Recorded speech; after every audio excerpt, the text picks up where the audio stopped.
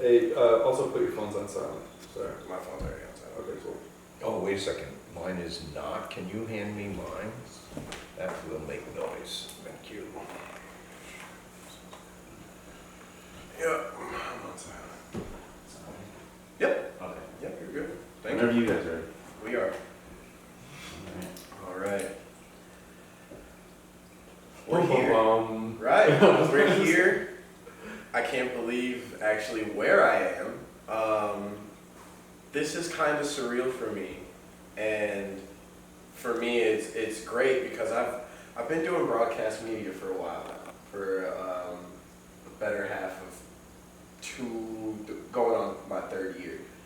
Interviewed a lot of celebrities, local haps, local people that want to get in the publications and PR scene, and a lot of them come to me to do so just because I've had a lot of good experiences with the local radio stations and small TV publications and all that stuff. So I know the ins and outs of business and the entertainment background and all of that, but when it comes to my profession, before I got into arts and entertainment and everything, I was a legal administrator. So I spent a lot of time reading books and helping write contracts and helping figure out strategies on cases and all of that stuff, and reading policies and learning the ins and outs of local government and how to play with it, if you will. So for me, it was interesting being at the conference and meeting you and going, wow, wait, this is someone that I know, I've heard this name, I know who this person is, and it's not someone that I saw a TMZ review on or anything like that. I'm like, where have I read this? And that's when I started going through my mind, my day, and I'm like, where have I read this person's name? And it's crazy because we started actually talking about who you are. And to my team, it really took us going out of the conference and me walking down the street for them to really grasp what happened to me in that moment. Because I'm like, I just met someone who has one of the biggest influences in what we're doing. And it's not that I didn't know it, it's that once all of these dots start to connect, and like you say, the universe starts to work and we start to manipulate it, it got very full circle for me, because you don't meet people by accident, and these things don't just happen for no reason. So I think it's very interesting how we actually got to meet and how we got to be where we are today. So one, thank you for inviting us into your home. I'm really, really appreciative, just because, like I said, I've been thinking about this interview for the last week. And Wow. Yes. You trust me, you've taken a lot of my time and energy, and I've been trying to formulate the best way to come off as humbling as possible without just completely intertwining egos, because we can definitely do that sometimes as human beings. But for me, it's great to be able to connect with you, and to have connected with you in the way that we did just so quick. It was almost like we just smiled at each other and said, hey, I want to pick your brain. and to have that back and forth is phenomenal for me. And you called me crazy. Then the first 10 minutes of us meeting, you go, you're crazy, aren't you? You're crazy just like me. And I was like, it's the biggest compliment I've ever had in my life. and to some people, they'd be like, that's rude. Why would he say that? And it's like, we get it. We identify that we don't think like normal people. Mm-hmm. We don't do things normally.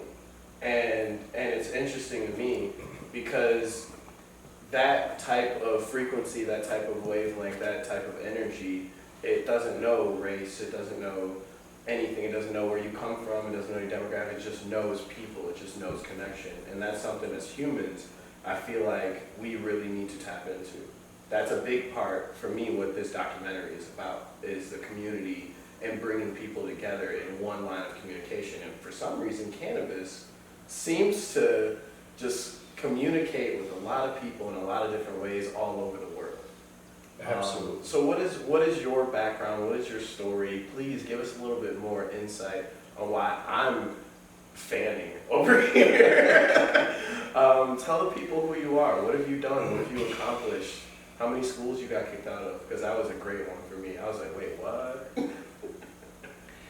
So first off, I really appreciate this opportunity. Thank I you. really do. I have a mission in life.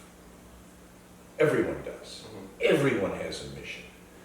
I've been incredibly fortunate that I've been able to turn what turned out to be my mission that I didn't realize as it kept evolving into scientific opportunities and medical opportunities and business opportunities to be able to, frankly, help myself and many, many other people. Correct. And this is continuing, and now cannabis forms a part of that fabric, so this is really great. So who am I? So I'm Steve Goldner. I'm a fifth-generation New Yorker who now lives here in Michigan. I started out as a forensic toxicologist. That's a chemist who's working in the morgue. And that was after my first graduate school, where I had to leave after a year because I protested against the war in Vietnam. And so I got a job, luckily, at the New York Medical Examiner's Office. My mentor was working there and worked on 18,000 autopsies, which will drive anyone to drink. And what I learned out of that was I learned what the naked and the dead look like in New York, and a lot of anatomy and a lot of medicine, a lot of science. And in the first year, he and I developed the lab methods to detect LSD, marijuana, cocaine, amphetamines, all of that. Recreational drugs. Urine screening. Urine screening. So we invented urine screening because you needed to do that. We wanted to know when somebody died, had they been under the influence of drugs. And the next year, I had gotten enrolled in another graduate school, NYU, and that didn't work out because I was working full-time and inventing. And they wanted me to go to class. And I really, back then, didn't have time, so I just read the books. Right. And I always got in trouble with that. Yeah. I self-taught sometimes is a little better. So then I got into another graduate school, Rockefeller. And while I was there, I invented something else. It's a drug called methadone. And I did it because buddies of mine were coming back from a war in Vietnam. And it was a terrible place and a terrible time, and none of them wanted to be heroin addicts. And I needed to help them. And I figured it was possible to do, and nobody thought it was. But I figured it sounds like it's a disease. I don't know if we can cure it, but maybe we can treat it. And so I got methadone approved at FDA and raised some money and started that drug company. And ran those drug companies for a couple of years and sold off to a very large drug company. They were nice enough to pay for me to go to law school, and so I became an FDA attorney working within the pharmaceutical industry. And for the last 40 years, I've combined science with law, getting drugs and medical devices approved. And so far, I've gotten about 250 medical devices approved, and a couple dozen drugs, and that started 200 companies. It employs about 10,000 people.